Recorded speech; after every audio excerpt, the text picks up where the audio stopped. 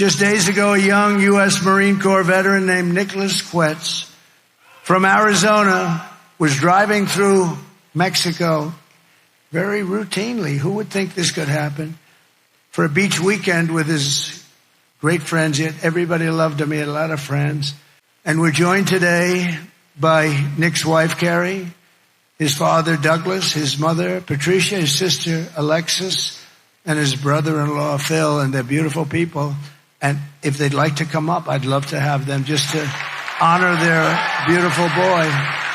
This is a great family, a perfect family. And what happened to them should happen to nobody.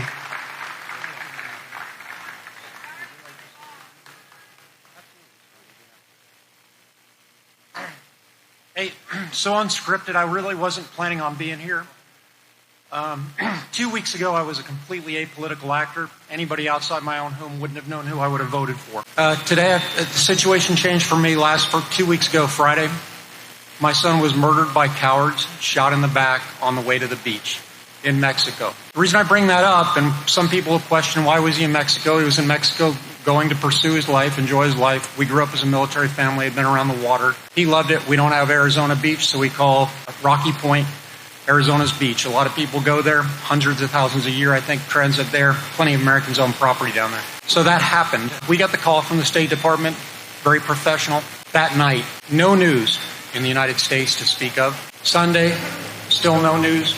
Monday, still no news, other than the very most local level with no publication. Tried to get in contact with elected leaders, heard nothing.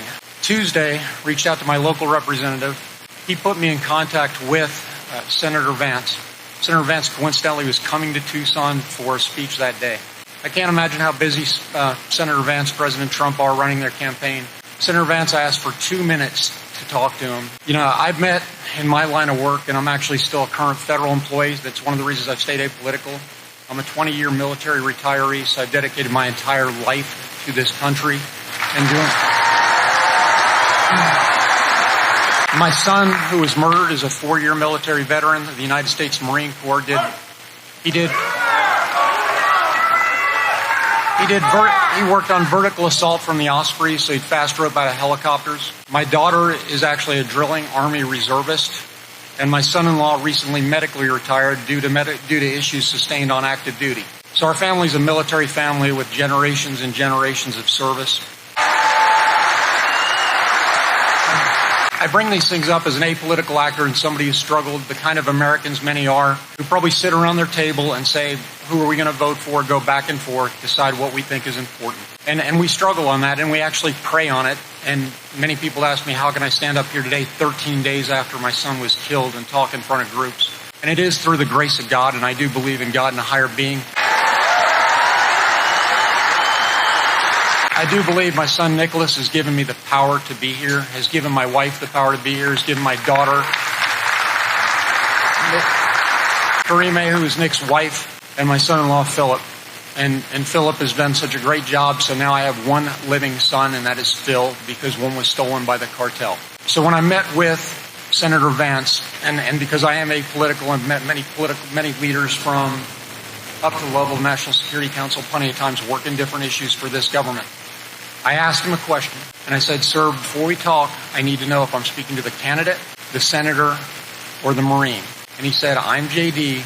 I need you to tell me what I can do for you, and you tell me what you can do for me. And he meant it as a way of helping him to help me. So JD Vance was awesome. I asked for 90 seconds. He gave me 15 minutes. At the end, the very next morning, the very next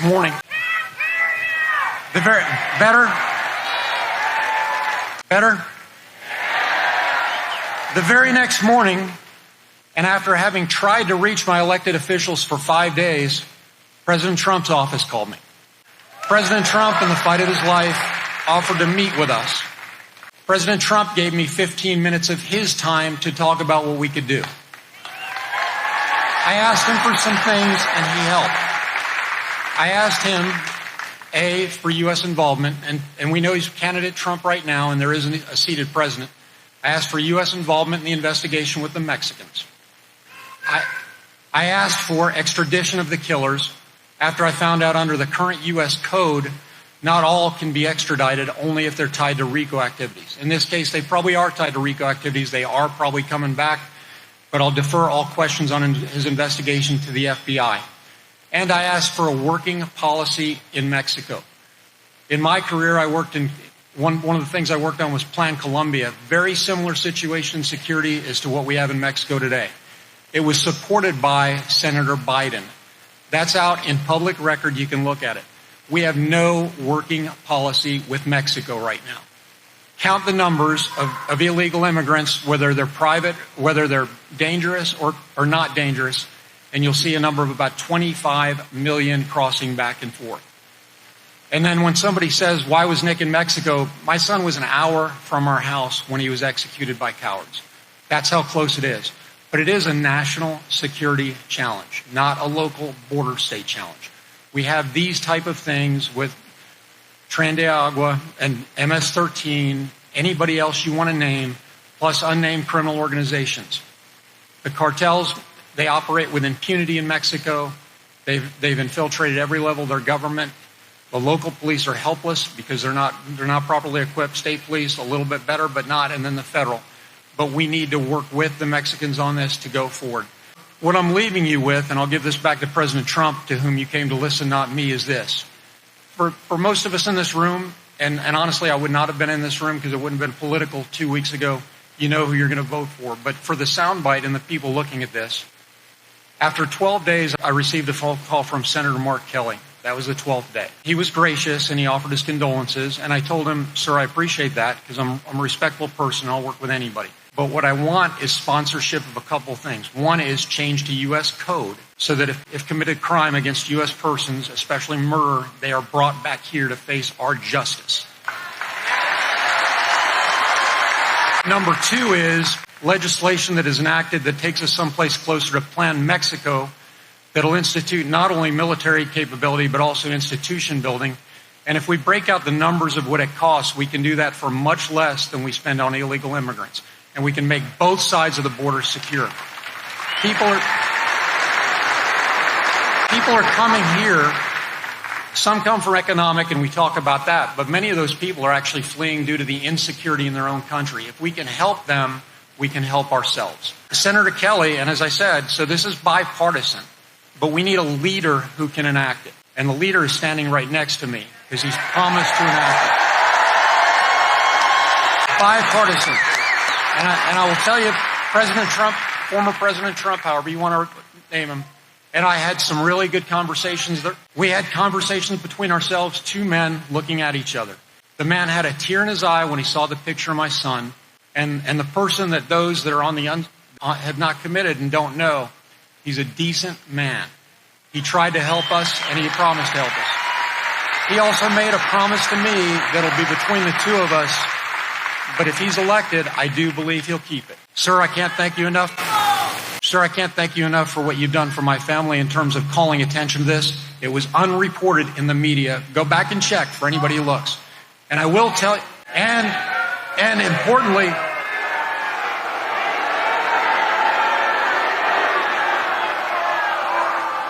importantly, like I said, Governor Walz was in Arizona last Saturday. He had a convention. We tried to go. We asked to go. I've got electronic proof of it so we can show pictures. They've already been released to the media. We're told it was full. It was in a high school auditorium, and we weren't allowed to speak with him. So when you wonder about where America really is and what the stories are, you don't have to wonder anymore. The man next to me and his vice presidential nominee, a current seated senator, both met with me within 36 hours of asking, and both took up the cause.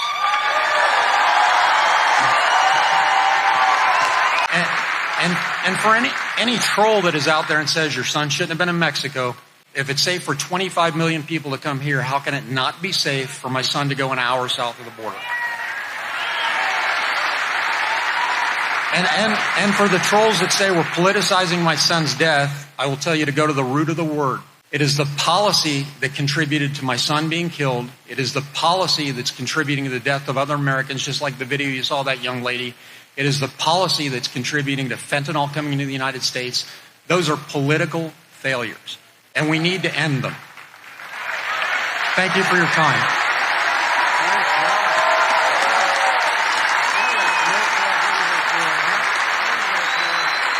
I'm asking you, help us get justice for Nicholas.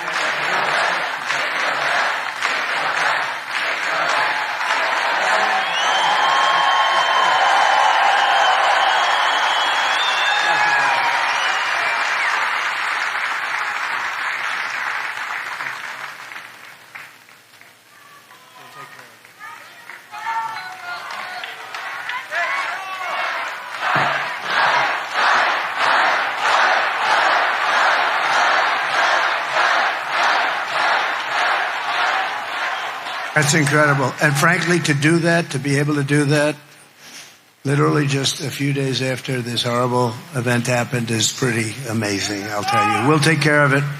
We're going to take care of it. We're going to get that guy. We're going to get him. We're going to get him. They know who he is. Can you believe it? They know who he is. Nothing's done. Mexico's going to give him to us. Mexico's going to give him to us. They have to. They have to. It's going to be real easy.